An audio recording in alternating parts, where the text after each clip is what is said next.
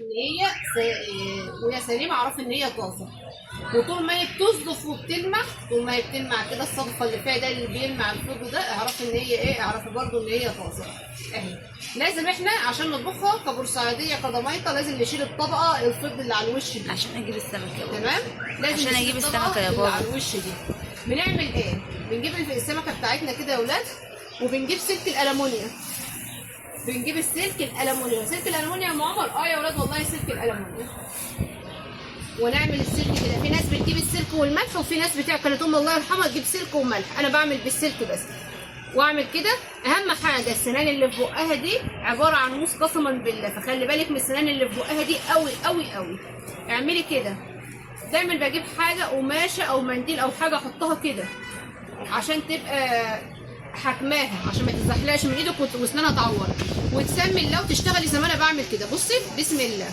السلك ما بيلزقش فيها والله، السلك ما بيلزق فيها ولا بيعمل اي حاجه اهي. وتبداي تشيلي بالسلك الالومنيوم الطبقه الفضي اللي على فوق زي ما انت شايفه كده. شايفه بتشال بسرعه، بتشال بسرعه جدا يعني. ده الاتجاه اللي انا شلت فيه، الجنب اللي انا شلت منه الفضي. شوف الجنب التاني زي ما هو ازاي. هبدا من الجنب التاني اشيل برضو يا ولاد الفضي. بصي هتشيلي برضو الفضي من الجنب التاني، بيشال بكل سهوله. لو انت حسيت ان هو صعب معاكي هاتي حبه ملح، تعملي كده في الملح، تعكي كده وتقومي عامله كده اهو.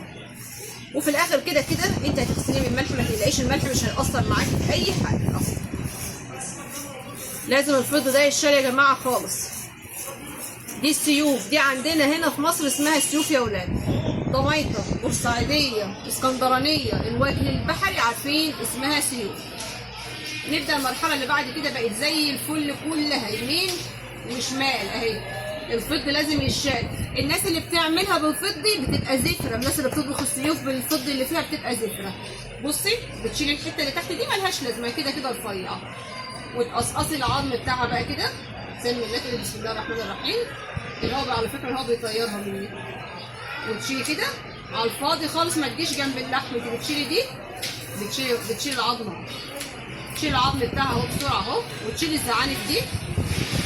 بصي من غير ما اشيل الزعانف، المفروض ان انا اشيل الزعانف يمين وشمال، بس انا كده كده اشيل الدماغ ببعضها اهي. سمبوكسه مثلث، شايفه المثلث ده؟ هتعملي كده وهتفتحي بطنها زي ما انا وريكي كده اهو من هنا. مش مبطرخه؟ كلها مبطرخه. على فكره ساعات بشيل البطروخ وانضف البطن واغسلها وارجع البطروخ تاني. انا فتحتها هي ولد. بعد ما فتحتيها بصي استنى يا ولاد لان ما فتحتش كويس.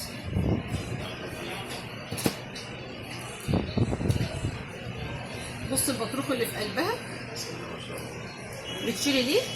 ده القلب حاجه والبطروخ حاجه تانيه. البطروخ اهو، عيني بقى ما ترموش. البطروخ اهو. بصي بعمل ايه؟ بشيل دي كده برميها. ده القلب ملوش لازمه. طب انت يا ام عمر القلب لسه ما اتغسلش، هدخل الوقت هغسل القلب ده، وبعد لما اغسل القلب ده هقوم مرجعاه البطروخ تاني. تمام؟ البطروخ اللي فيه ده انا ما برميهوش، احنا بنحبه. لا ما ينفعش نقول كده. وبصوا هنعمل ايه بقى عشان ما اقطعش البطروخ. هنقطعها كده ادي الجزء دوت يا جماعه. بعد ما بنغسله وبنصفيه بنتبله او بنكومه، احنا بنقول نكومه، وبالملح والكمون والفلفل والليمون والخل، وبعدين بيتقلى في الزيت زي السمك العادي. طالما انا قطعت دي كده بزاويه، هدي الثانيه اللي تحتها كده اهو زاويه. ايدي وجعتني معلش يا سلام. وتبقى بالمنظر ده. طبعا بتتغسل وبتتصفى وبتتحط في المصفى وبتبقى زي الفل. في ناس بتحمر السمك بالدقيق وفي ناس من غير الدقيق. ما شاء الله سميكه جدا ما شاء الله. بصوا يا ولاد تخينه ازاي، اللهم صل على النبي. على كده ما تعرفيش التوقيت قد ايه صح؟ 4:30. اقفلي وبعد ما اخلص